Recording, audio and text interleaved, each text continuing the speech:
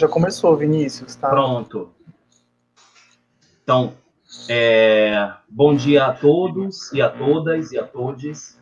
Sejam bem-vindos e bem-vindas ao Congresso Virtual da UFBA. É um grande prazer estar contribuindo com a programação e, principalmente, estar conversando e discutindo um pouco sobre questões relacionadas a tantas vidas de pessoas LGBTs espalhadas no Brasil inteiro. Essa mesa tem como tema, né, ser gay de interior, vivências, existências e resistências políticas afetivas. Meu nome é Vinícius Zacarias, eu sou doutorando em estudos étnicos e africanos pela Universidade Federal da Bahia e estou com outros dois amigos que também são pesquisadores doutorandos, pesquisadores de gênero e sexualidade da Universidade de Brasília, Cleiton Feitosa, e o Helder Luan, aqui também do PPGNIM da UFBA. Nós ficamos de apresentar, na verdade, uma concepção, digamos, nova dentro de análise, dentro do âmbito das discussões de gênero e sexualidade, que é a vivência política afetiva e as resistências de gays, né, do interior, ou seja, pessoas dissidentes, o que nós entendemos enquanto comunidade LGBT. Então, para iniciar essa discussão, eu queria fazer uma breve apresentação para logo após a gente convidar os demais participantes da mesa. Então, eu quero dizer o seguinte: começo a apresentação dizendo da satisfação de inaugurar a discussão sobre a vida social de gays no contexto territorial que relaciona a capital e grandes metrópoles a pequenas cidades interioranas. O objetivo dessa mesa é revelar o ponto de vista empírico, as experiências de 3 jovens homens gays de interior. Ao longo do tempo, a ideia liberal e capitalista de diversidade e liberdade sexual firmou-se no palco das grandes cidades, originalmente com a construção de guetos e os ambientes de sociabilidade clandestinos, escondidos nos centros noturnos das avenidas comerciais das capitais e das grandes metrópoles, onde pessoas tidas como entendidas se reuniam para viver de forma plena e sem pudor suas práticas culturais e desejos. Até meados dos anos 80, esses becos noturnos das grandes cidades e metrópoles, cidades do avanço, progresso, modernidade, se tornaram um espaço propício a uma espécie de resistência pública de gays, lésbicas e simpatizantes, até então. Desde o começo, desde quando registrado a primeira pessoa de comportamento sexual dissidente no mundo, o ato de simplesmente viver se tornou uma ação política.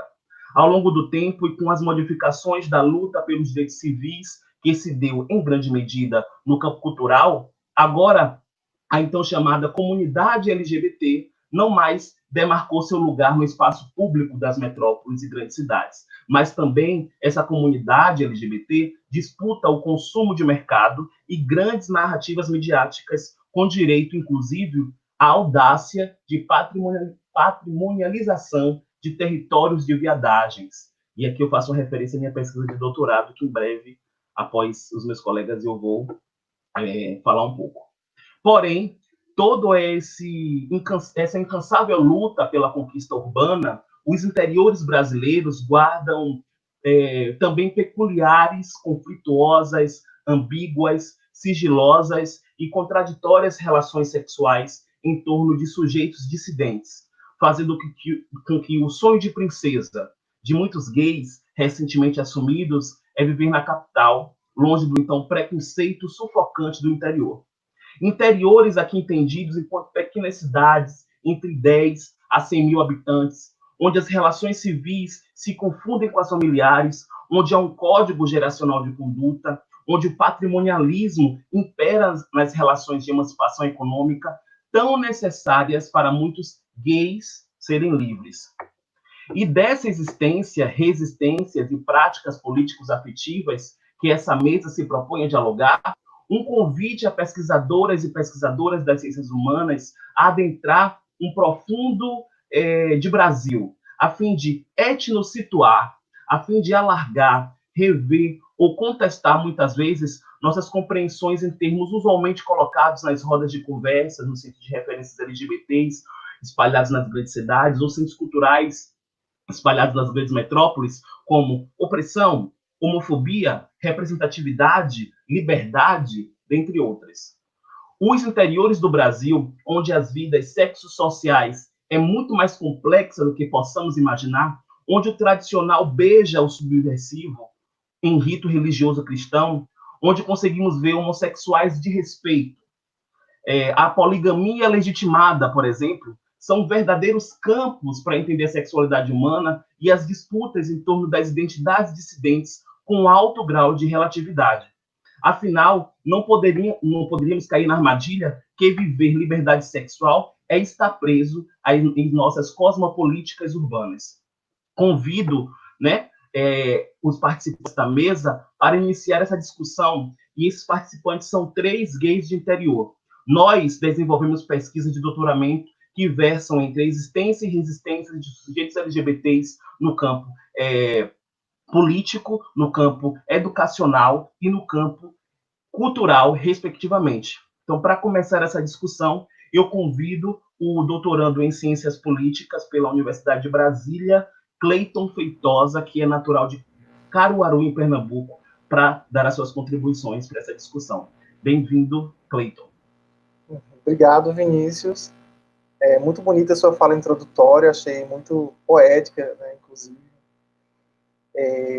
Então, eu queria primeiro agradecer o convite, né, do Vinícius Zacarias e do Helder Luan para falar um pouco sobre essa experiência de ser gay do interior, né, e eu gosto muito desse título, porque faz 4 para 5 anos que eu me mudei para Brasília, né, eu saí de Caruaru direto para Brasília, então minha única mudança, praticamente 25 anos da minha vida eu passei no interior, né, na minha cidade natal, em Caruaru, e depois me mudei diretamente para Brasília para trabalhar e depois para estudar. Mas essa condição de interior ainda faz parte de mim, né? Então, também tem essa localização, como que eu enxergo a capital, né, uma grande capital, um grande centro urbano do país, mas com um olhar do interior.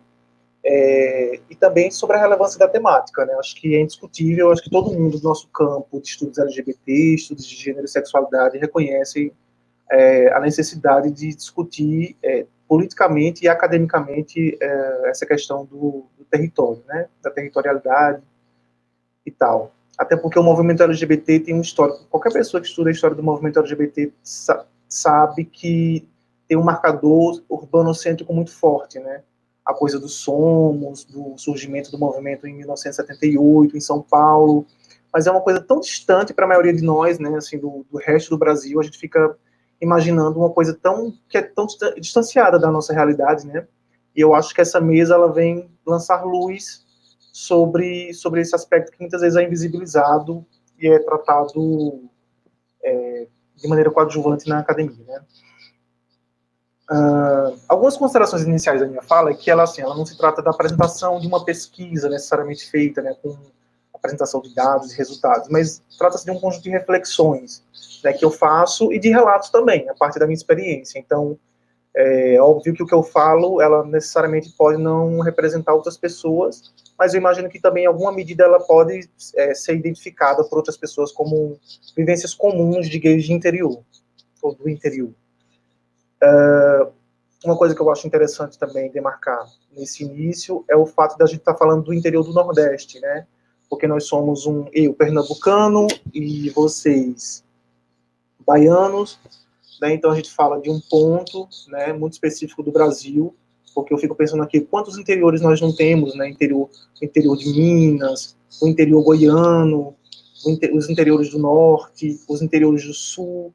Né? Então, assim, é uma complexidade, realmente, uma heterogeneidade nesse país que a gente tem, e que a gente fala da experiência nordestina, que também é uma experiência muito rica, né? Já que a gente conta com várias cidades de pequeno e médio porte, numa região bastante pauperizada ainda, né? Outra coisa que eu acho também importante lembrar é sobre as diferenças entre o próprio interior em tamanho, né? Por exemplo, no meu caso, eu venho de uma cidade de médio porte, que é Caruaru. Caruaru conta com uma cidade de mais ou menos entre 400 mil e 500 mil habitantes, tem um público flutuante, né, porque é uma cidade central na região agreste de Pernambuco, então você tem muitas outras pequenas cidades, ainda menores cidades, que se dirigem a Caruaru para poder desenvolver suas atividades comerciais, econômicas, sociais, etc., acadêmicas, e então você tem essas diferenças, né? E é curioso, porque quando a gente fala com algumas pessoas de cidades muito menores, todo mundo fala, nossa, mas Caruaru não é interior, né? E, ao mesmo tempo, a gente de Caruaru se sente muito de interior, quando, por exemplo, se compara com capitais como Recife, ou mesmo capitais de outros estados, né?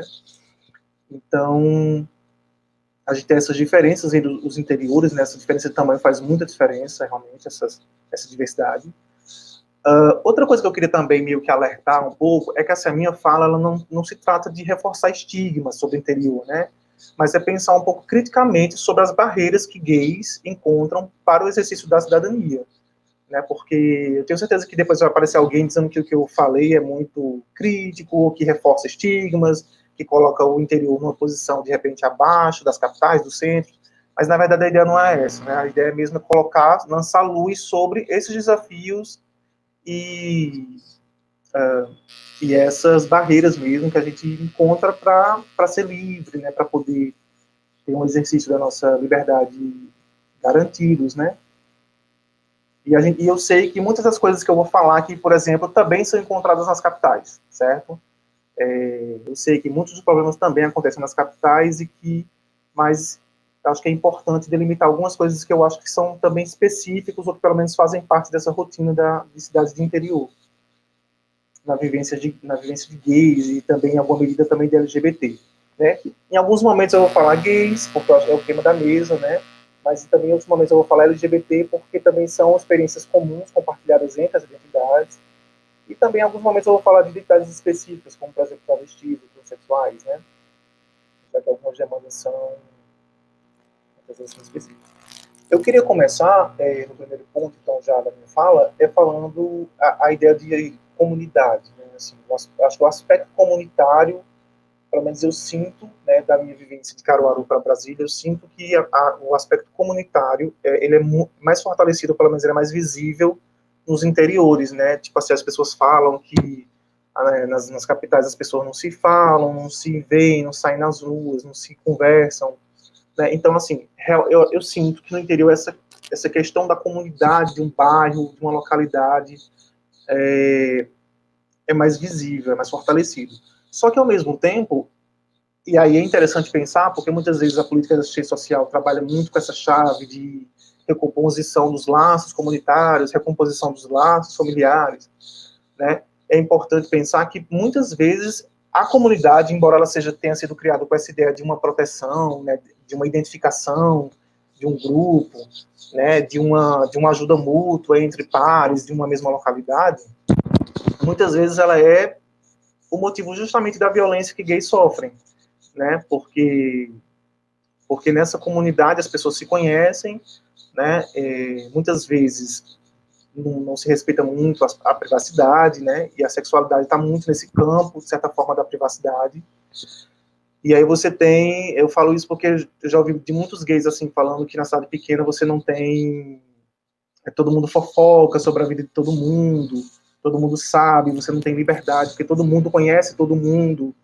Então, eu queria só começar problematizando essa questão de comunidade, que muitas vezes é vista como um local de proteção, mas na experiência de gays, ela é também, muitas vezes, um local de violências, né, de violações, de atravessamentos, de inconveniências, de apontamentos, de estigmas, né? O fulano é o gay do bairro São Francisco, por exemplo, que foi o bairro que eu nasci, né? Eu lembro que tinha uma travesti que todo mundo identificava como o viado do bairro, sabe?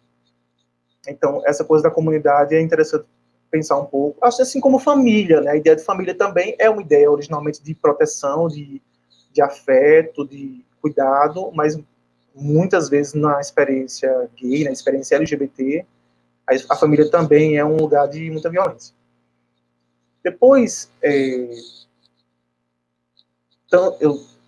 tanto na família, né, quanto na escola, a homofobia ela opera de maneira muito intensa, né? Pelo menos assim, na minha experiência de interior, você tem tanto a escola, tanto a família quanto a escola como dois espaços aí de violência mútua que se mutualizam, que operam de maneira intensa, muitas vezes por meio da ofensa, né, por bullying, seja entre primos, na família, ou entre irmãos, e na escola, entre seus colegas, ou seja, por meio do silenciamento, né, dos profissionais, por exemplo, dos nossos pais, de profissionais da escola, da educação, que não tratam dessa questão, é algo que não se pode falar, né, uma espécie de tabu. No meu caso particular, na minha experiência, eu só vim sair do armário após a escolarização, então, para vocês terem uma ideia. Só depois que eu concluí meu ensino médio, foi que eu comecei a poder tive as minhas primeiras experiências de paquera e tal. Pude começar a sair do armário. Então, assim, enquanto eu já olhava os meus colegas namorando, ficando, paquerando, os meus colegas heterossexuais, eu e muitos gays, que eu lembro da minha escolarização, ficavam ali meio que esperando, acho que um momento propício para poder ter essa vivência. Então, acho que essa é uma característica forte de interior. Sei que também acontece na capital, mas acho que no interior isso é bem presente. Outro elemento é assim, que a vivência sexual e afetiva é permeada por estigmas e repressão, né? No interior, você não tem muita liberdade para expressar essa sexualidade. Então, assim, muitas vezes a gente tem uma sexualidade clandestina, né?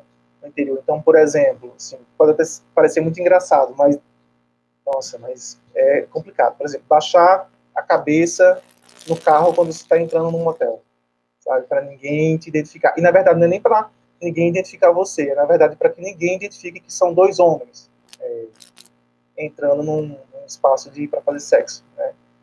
Então, assim, baixar a cabeça na entrada do motel.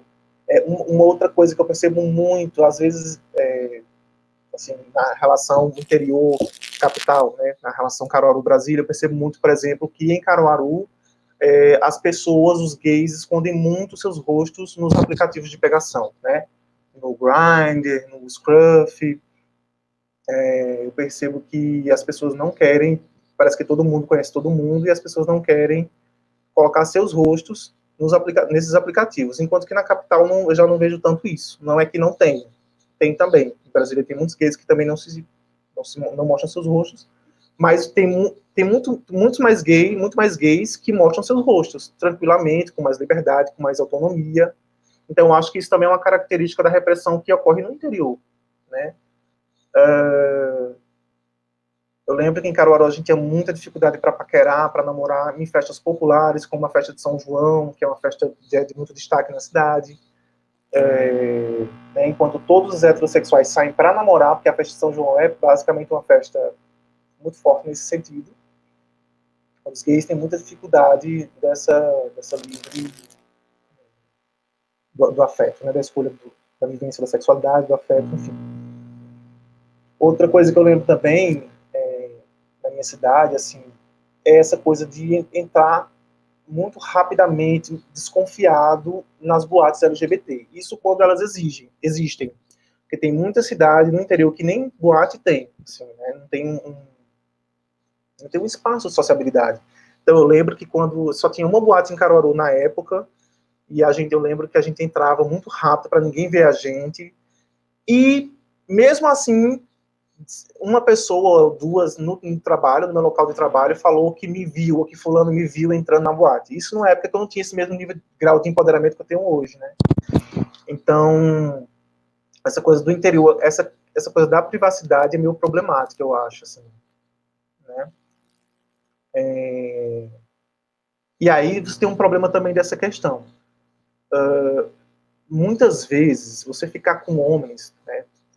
Ficar com homens, transar com homens que estão no armário, no interior, às vezes representa um risco, ou pode representar um risco, né? Eu sei de várias histórias de gays ou de travestis que falaram, enfim, que ficou com um determinado cara e depois esse gay ou essa travesti sofreu alguma violência porque ele não poderia ter falado, né, não poderia ter denunciado que ficou com esse homem, né?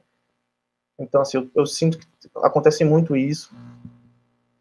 E aí, falando também em boate, né, já que eu toquei nesse ponto, a ausência de espaços de sociabilidade, né, ou a pouca opção de lugares, né, para se encontrar, para conversar, gera uma dificuldade muito grande, assim, em fazer amizades, né, encontrar parceiros sexuais, se sentir pertencente a uma comunidade de iguais, né, prejudicando, de certa forma, a autoestima.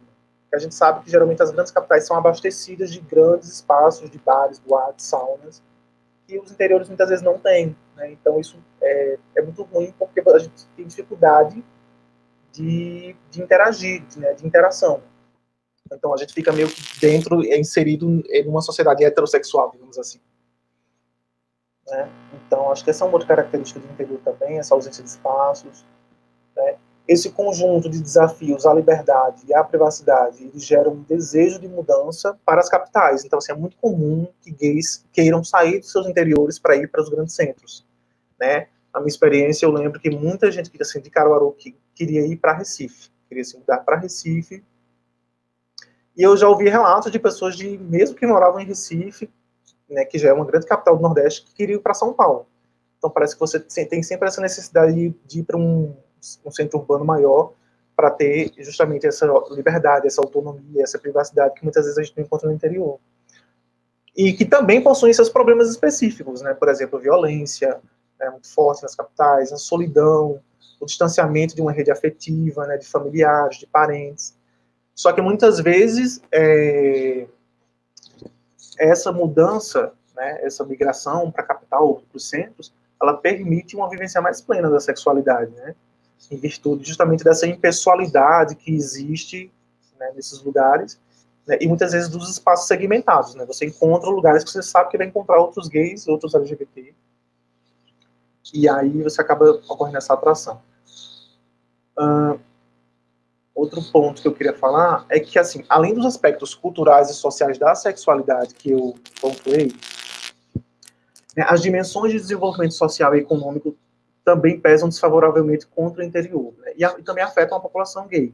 Então, por exemplo, acho que a presença de boas escolas, né, de faculdades, universidades, teatros, shows, apresentações culturais, a existência de um mercado de trabalho variado, né, concorrente, sim, as indicações interpessoais ou políticas que acontecem muito no interior, né, com boas carreiras, com boas oportunidades para construir futuro.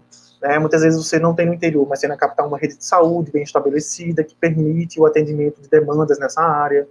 Né, muitas vezes fazer o teste de HIV ou recolher os medicamentos, né, para o tratamento é motivo para constrangimento. Eu lembro que em Caruaru tem 2 pontos. Um é um ponto de testagem e outro é um ponto onde você recolhe os medicamentos para se tratar, em caso de positivo, né, de testagem positiva. E eu lembro que esses espaços eram muito estigmatizados. Eu lembro que as pessoas tinham vergonha de, por exemplo, nesse espaço, recolher os medicamentos, porque todo mundo identificava que ali era um lugar onde as pessoas com HIV iam. Né? Então, né, acho que na capital você não tem tanto isso quanto no interior, né, que as coisas são mais fortes e visíveis.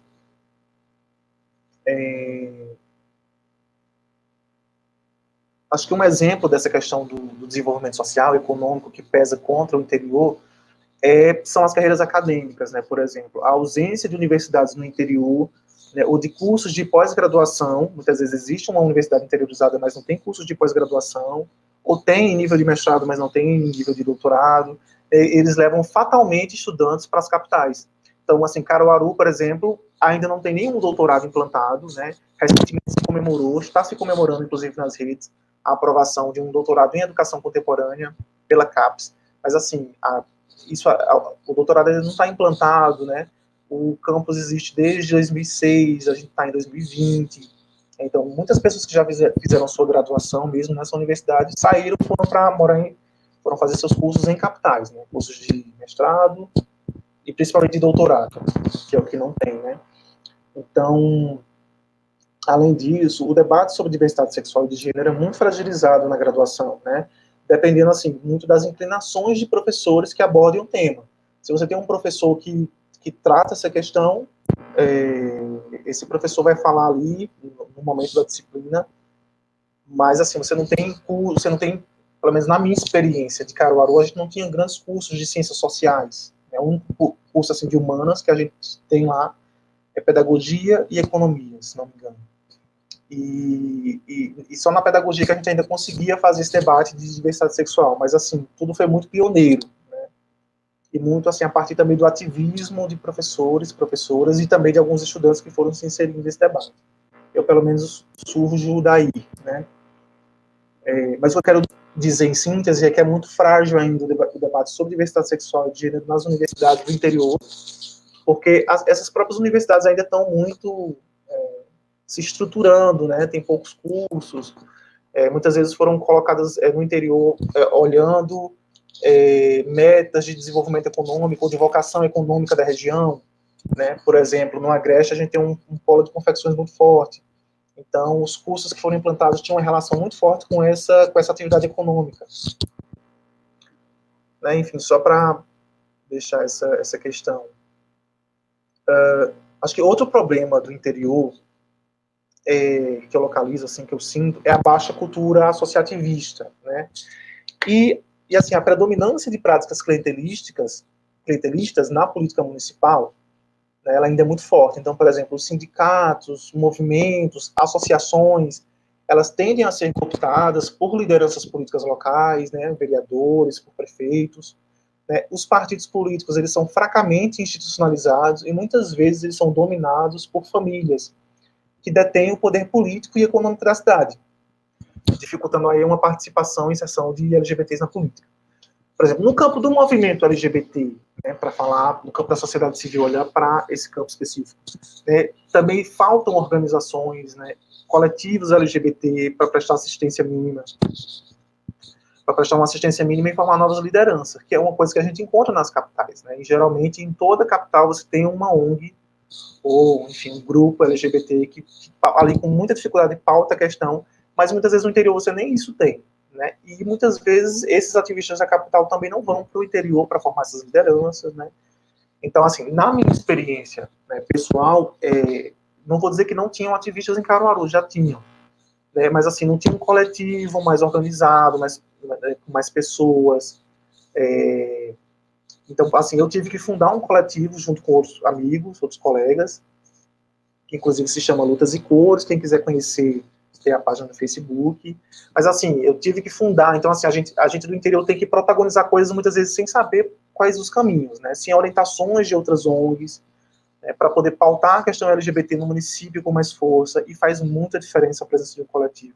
Eu falo isso porque a gente no Lutas e Cores tem feito tanta coisa assim em Caruaru que se não existisse eu nem sei como é que essas questões seriam resolvidas, sabe? Problemas assim, desde problemas de indicação, de orientação de diretriz política para o município, desde a questões de assistência, né, que a gente fica sabendo de um LGBT que está precisando de um apoio do poder público e a gente faz essa mobilização. Então, assim, faz muita diferença, mas, assim, no interior, realmente, muitas vezes faltam essas ONGs LGBT, né, vou colocar assim. Isso traz uma dificuldade muito grande para a comunidade LGBT local.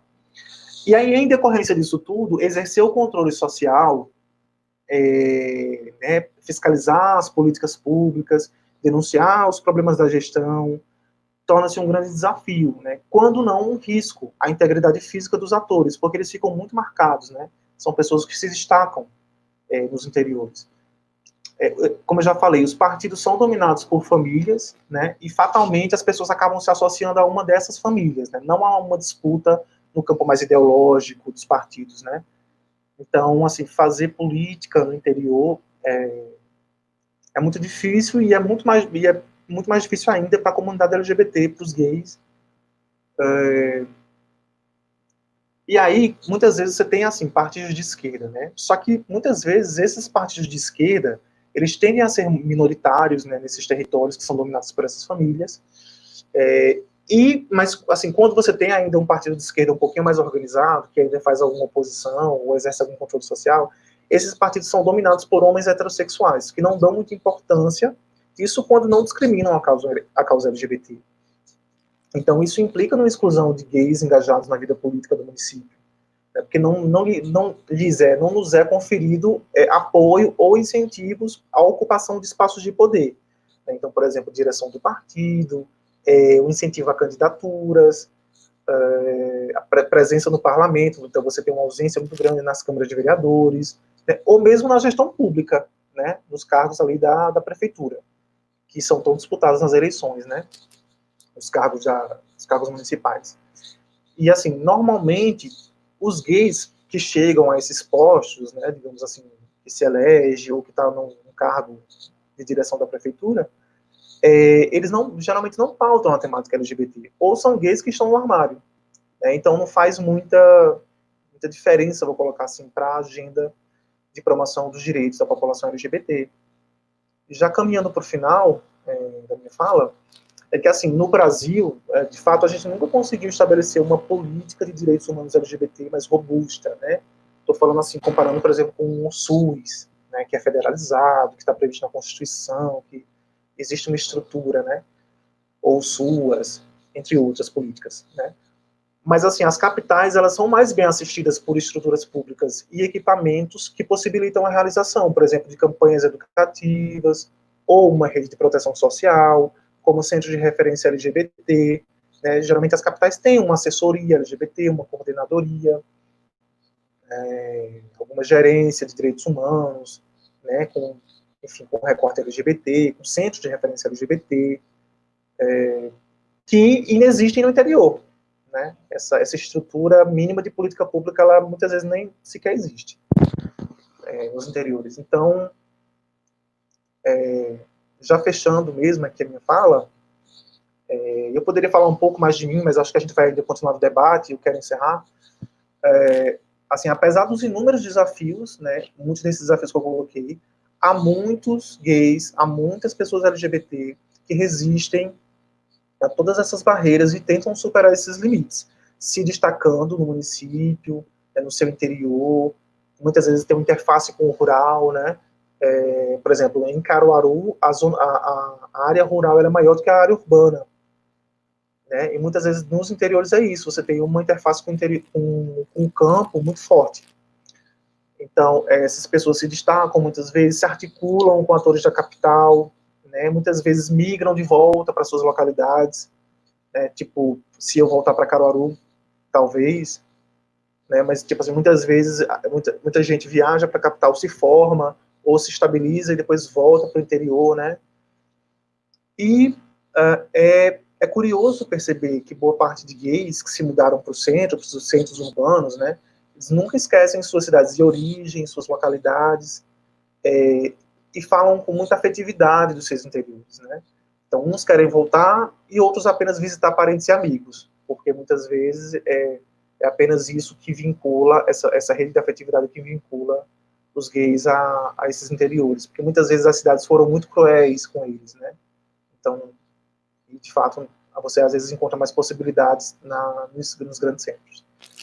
Então é isso, agradeço a atenção e a gente continua aqui no debate.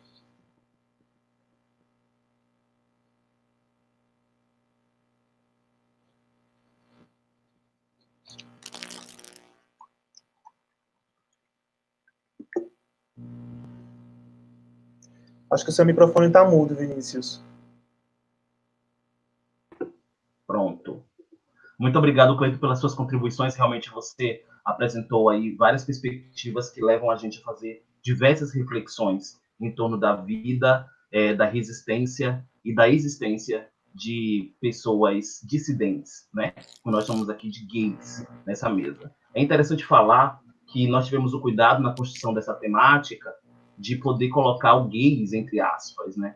Porque nós entendemos que, obviamente, uma importação de uma categoria muitas vezes entendidas dentro de um contexto capitalista, liberal, com determinados sentidos de higienização ou até mesmo de normatização, como é a categoria gay, ela não se adequa a muitas realidades de pessoas dissidentes nos interiores. Né? O que nós entendemos, inclusive, enquanto lésbicas, gays, bissexuais, travestis, transexuais, nos interiores isso pode ter um novo significado nesse sentido. Então, mesmo assim, o termo gay, né, é um termo usualmente usado, enfim, no contexto brasileiro e americano. Então, a gente resolveu trazer o termo gay, porém com esse cuidado para entender que nós não estamos, assim, digamos, normatizando essas identidades, né? Mas é uma forma também de poder estar acessível, de tornar acessível a compreensão da temática, até porque é muito complexa. Então, fazendo essa ponderação, dizendo que essa roda de conversa nossa aqui nessa mesa no Congresso da UFBA, ela tem a intenção de fazer um convite a demais pesquisadores e pesquisadoras que queiram se aprofundar, né, nessas experiências, e que isso seja um marco assim, nos estudos de gênero e sexualidade, né? Na verdade, a intenção é essa.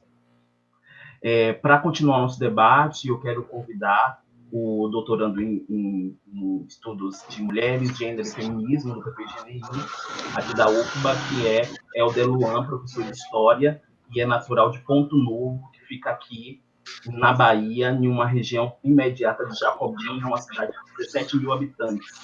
Aí ele vai falar um pouco com a gente sobre a sua pesquisa relacionada com as suas vivências e sua experiência enquanto gay de interior. Seja bem-vindo, Helder. Obrigado, Vinícius. Eu queria começar, eu dividi minha fala mais ou menos em 4 momentos, e aí o primeiro momento que eu queria começar era justamente esse que você fala, né, da ausência que nós temos de maiores estudos na área, né, pensando essas questões das experiências e das sociabilidades de pessoas LGBT em geral no interior. Né? Já a gente, há algum tempo que a gente discute uma inquietação, né, que eu e Vinícius temos, a gente conversa há algum tempo já de pensar de que, né, as produções se dedicam a pensar os espaços de sociabilidade, as construções de identidade de pessoas gays especificamente, ou de pessoas LGBT em geral no interior, ainda são pequenas, né? A gente ainda não tem grandes iniciativas que pensem ou que pesquisem essas experiências.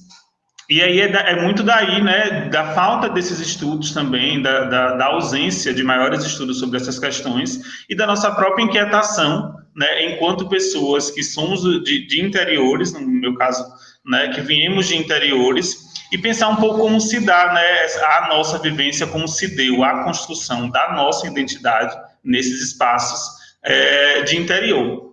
E aí, em geral, né, as pesquisas que falam sobre sociabilidade de pessoas LGBT, em geral, essas pesquisas, né, que pensam esses espaços de sociabilidade, que pensam a transformação do espaço público, a transformação dos espaços de sociabilidade, pensam essa transformação majoritariamente, né, nas capitais. Então, assim, textos clássicos que pensam a transformação do que a gente chama, do que antes se chamava, né, de guetos de sociabilidade, de guetos de vivência sexual, pensam essas questões especificamente nas capitais, e aí a gente pode, né, apontar uma série de questões, né, que fizeram com que, a princípio, essas pesquisas de fato, esses estudos de fato, se realizassem nas capitais. Mas só para chamar a atenção inicialmente de que, assim, a gente tem esses estudos, né, existe um campo de estudos que pensa a sociabilidade de pessoas LGBT, e aí há algum tempo algumas pessoas já vêm estudando sobre isso, e eu queria chamar a atenção apenas para alguns pesquisadores que já falaram antes sobre especificamente esse processo de sociabilidade de pessoas LGBT e dessa transformação, né, dos espaços guetizados em espaços de orgulho, em espaços de vivência, né. Richard Park, ele tem um texto onde ele trabalha com essa categoria do gueto, da guetização desses espaços, né, e aí ele vai falar justamente disso. E aí a boa parte desses estudos sobre sociabilidades e vivências de pessoas gays vão dar conta de pensar de que antes, né, a gente tinha uma vivência LGBT muito mais guetizada, e de que com o passar do tempo, com o passar dos anos, especialmente nos últimos anos, a gente tem a transformação de vários espaços que antes eram espaços guetizados em territórios de orgulho, né, e a instituição de outros territórios em geral que se tornam esse território de orgulho, nesses lugares onde as pessoas falam e vivem abertamente os seus gêneros e as suas sexualidades. Só que, como eu disse, essa demarcação ela se dá muito fortemente nas capitais e não se relaciona totalmente com o processo que a gente tem, né, de construção da nossa identidade e de vivência dessas sociabilidades nos interiores. E aí meus colegas, né, que passaram antes de mim já falaram sobre isso, da gente falar de múltiplos interiores, né, de que não tem como a gente também falar de uma vivência universal de ser LGBT no interior, e aí cada uma das experiências, né, vão ser únicas e a gente vai ter experiências que se aproximam e outras que se distanciam, mas que cada interior vai proporcionar, cada território vai proporcionar uma experiência, uma vivência dessa sexualidade no interior de forma diferente. E aí, na minha própria experiência, enquanto uma pessoa LGBT de interior, eu vivi 2 vivências diferentes em 2 interiores diferentes, porque eu sou natural de Ponto Novo, vivi aqui, né, desde o meu nascimento até os meus 19 anos, só que nos meus 19 anos, quando eu fui aprovado em História na UFRB, eu fui estudar, né, numa universidade recém-criada em um outro interior da Bahia, que é Cachoeira, que fica na região do Recôncavo Baiano. Eu sou de Ponto Novo, como o Vinícius já falou, eu já falei aqui, o meu território é o Piemonte Norte do Itapicuru, né, se aproxima muito mais de Jacobina, como o Vinícius falou, ou uma principal referência que nós temos aqui é a cidade de Senhor do Bonfim e também a cidade de Juazeiro. Então, assim, a vivência, a constituição da identidade nesses territórios, né, para além das questões LGBT, já são constituições de identidade diferentes. Então, assim, a experiência que eu tinha aqui, enquanto pessoa gay em um interior, que era o meu interior, era uma, e quando eu vou para a Cachoeira, para o Recôncavo, essa experiência nesse interior, ela vai ser outra experiência. E aí, em muito que eu começo a perceber quando eu chego em Cachoeira, né, comparando um pouco com a minha experiência, para pensar no que elas se diferem. Quando eu chego em Cachoeira, a primeira coisa que eu vou pensar de que é diferente da experiência que eu já tinha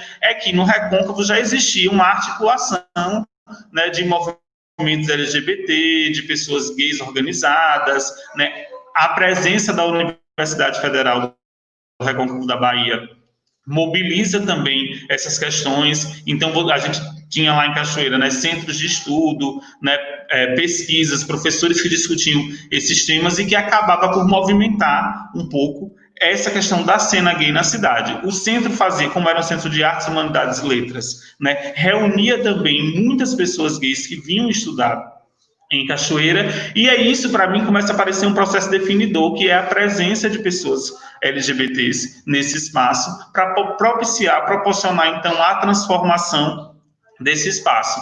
Um exemplo, em Cachoeira, né, existia e ainda existe parada gay, em algumas regiões do Recôncavo é possível, né, você mapeia que existe uma articulação de que há um movimento de paradas que acontece anualmente, uma coisa que, por exemplo, não existe em meu interior, nem no meu território, né? Não é especificamente uma situação aqui da minha cidade, de Ponto Novo, né? Mas é uma questão relacionada ao território em que eu estou. No território do Piemonte Norte do Itapicuru, não é possível mapear a existência de paradas LGBTs organizadas, então a maioria dos interiores por aqui não se articula e não há nem a presença de uma cena gay, né, de uma cena LGBT, nem também não há a existência de grandes movimentos LGBTs organizados que propiciem também a transformação desses espaços através dessas movimentações.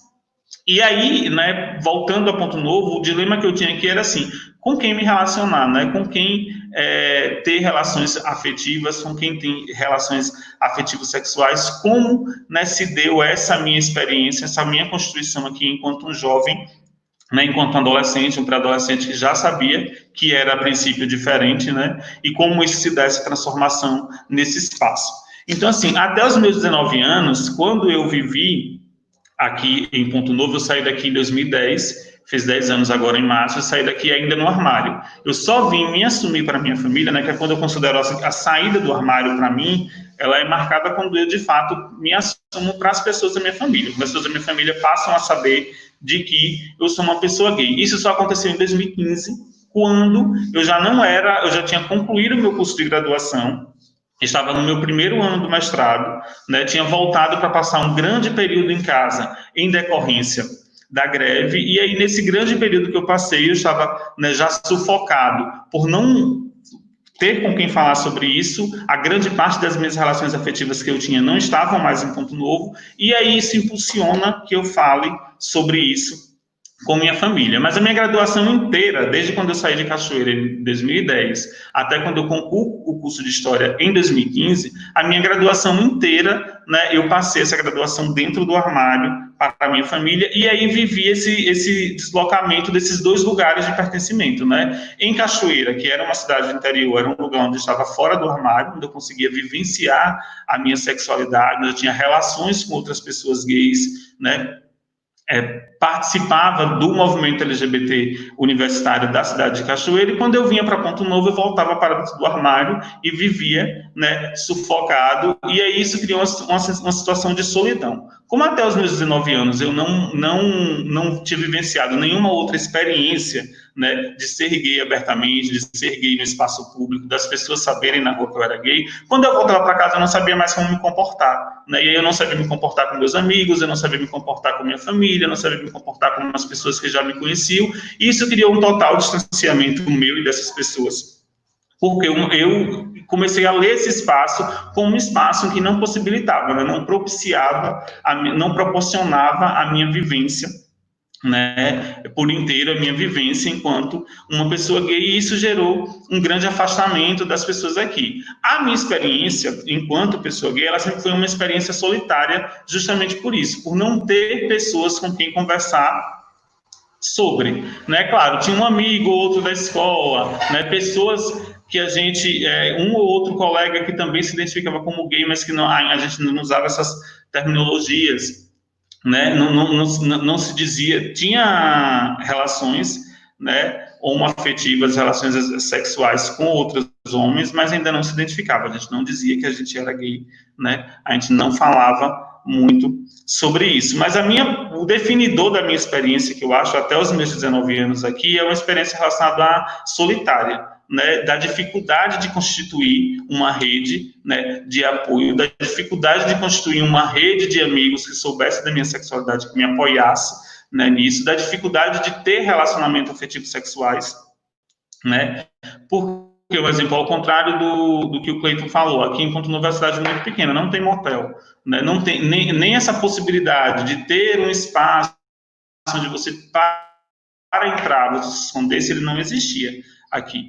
Então, assim, as experiências afetivas sexuais, elas eram muito mais subalternizadas, né, em espaços não construídos para isso. Então, assim, que é algo muito comum também, não só na minha experiência, mas na experiência de outros gays, você pensar o quanto as construções por aí afora foram utilizadas, né, quantos espaços abandonados, terrenos abandonados por aí afora, nas experiências homoafetivas de pessoas gays, foram utilizadas como espaços de vivência da sexualidade, de vivência de uma relação afetivo sexual. E aí eu acho que nesse ponto de pensar assim, né, de onde era possível vivenciar essa sexualidade, né, de que espaços eram possíveis vivenciar a sexualidade, eu acho que a gente se aproxima um pouco daquela discussão que eu falei no início, proposta pelo Richard Park, quem quiser, né, o texto está no livro dele chamado Abaixo do Equador, de pensar da guetização dessa vivência sexual, de que no interior, né, também existiam esses espaços onde a vivência sexual ela era guetizada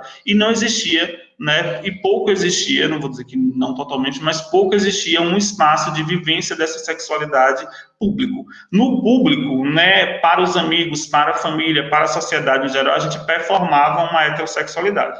Né, tanto eu quanto os meus amigos, a experiência que nós tínhamos aqui era de uma performance dessa heterossexualidade, e pouquíssimas pessoas na cidade, eram pouquíssimos jovens, né, que assumiam uma sexualidade dissidente, que se assumiam gays, lésbicas, bichos, viados, né, eram pouquíssimos que faziam isso.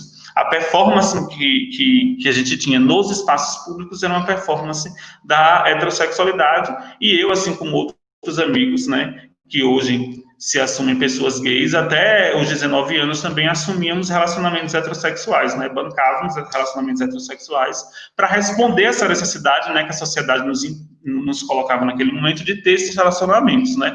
Todos os amigos namoravam, como o Pedro falou, as pessoas já possuíam esse tipo de experiência, meio que nos exigiam também que nós tivéssemos, e eu fui uma dessas pessoas, né, que respondi um pouco dessas exigências, e até os 19 anos, quando eu estava saindo daqui, eu ainda bancava, ainda tinha um relacionamento heterossexual. E aí essa parte da relação afetiva sexual, né, de ter um namorado, ter uma namorada, ter algum companheiro, é algo que eu acho também que é um pouco definidor dessa experiência de pessoas LGBT como um todo, principalmente pessoas, né, até a nossa geração, até a nossa pré-adolescência, né, de pessoas da nossa geração. Eu acho que isso é algo comum, para além de estar ou não nos interiores, da impossibilidade de ter um companheiro ou uma companheira, da impossibilidade de ter uma relação afetiva sexual pública, né? Enquanto outros jovens já podiam, né, ter seus companheiros e apresentá-los e vivenciar o seu afeto de forma pública, para nós esse espaço sempre foi negado, né? Sempre foi construído e vivenciado em lugares altamente subalternos, com pessoas que não necessariamente se identificavam como pessoas gays, né? Com pessoas que apenas desejavam manter algum tipo de relação afetivo sexual.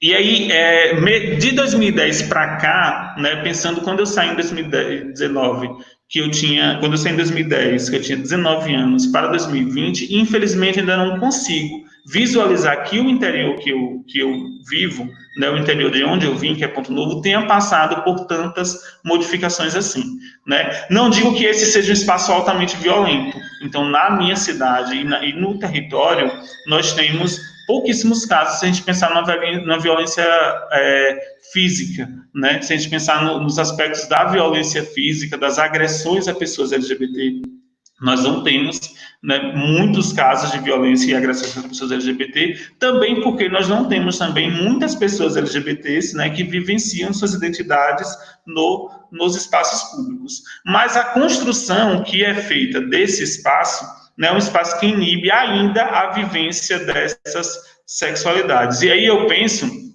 que isso se dá em muito também relacionado àquilo que o Cleiton falou, da dificuldade de articulação e organização que nós temos dessas pessoas nesse espaço.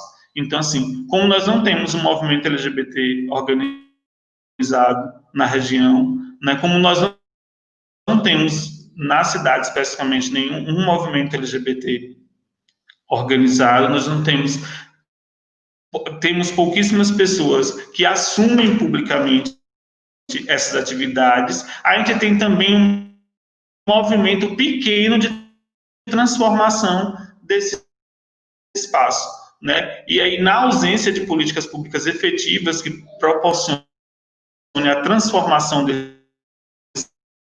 espaço, né, essas realidades ficam ainda, né, demora-se um pouco, né, ainda de acontecer esse processo de transformação.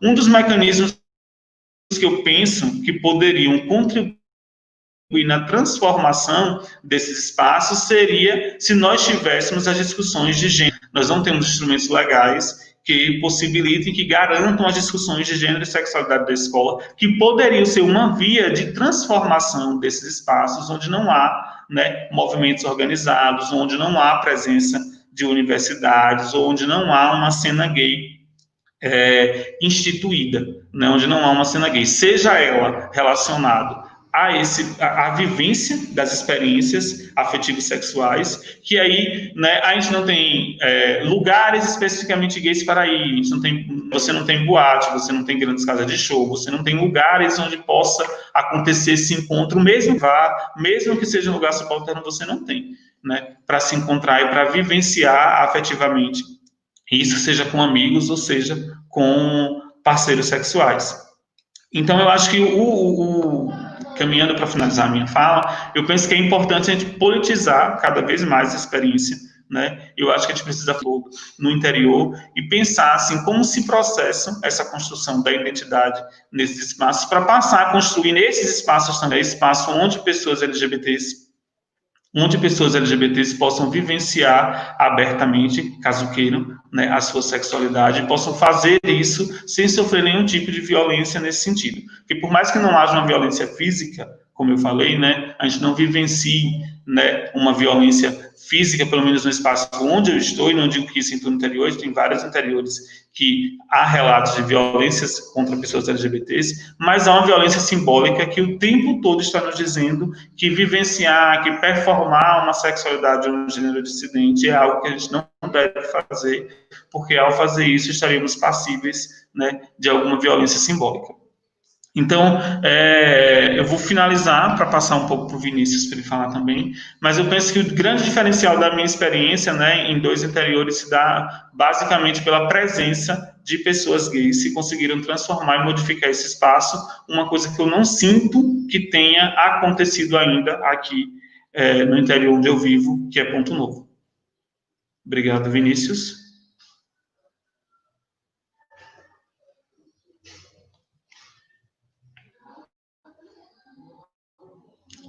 O Vinícius está entrando com o Cleiton. Pronto. Tá no seu microfone. Infelizmente, nossa live chegou ao fim. Muito obrigado, Helder.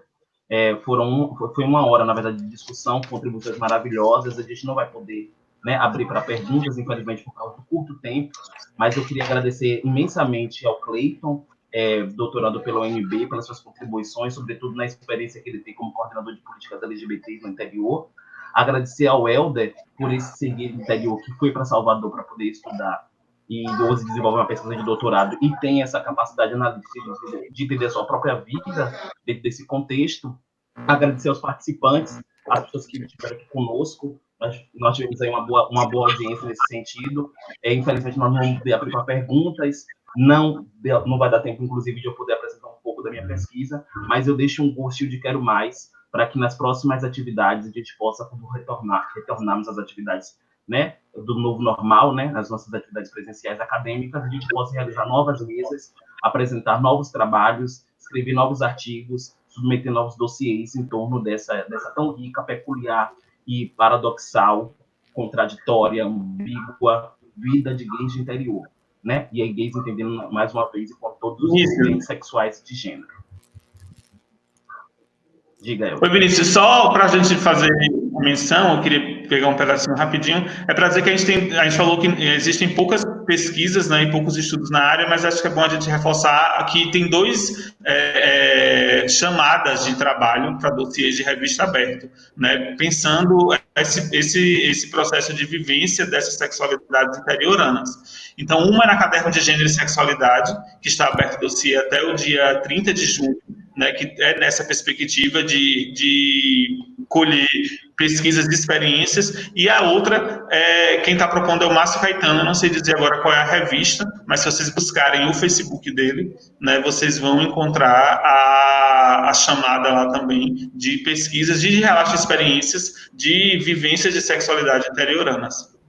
Helder, eu acho que é na revista Debates Insubmissos, da UFPE, que inclusive é um periódico do interior. Eu acho que vale a pena dar uma olhada. Então, recado dado, no mais uma vez agradecer, parabenizar a equipe do Congresso, os nossos operadores, e é isso, viva a universidade pública, gratuita e de qualidade. Muito obrigado a todos e a todas. Obrigado. Obrigado a todos. Tchau. Todas.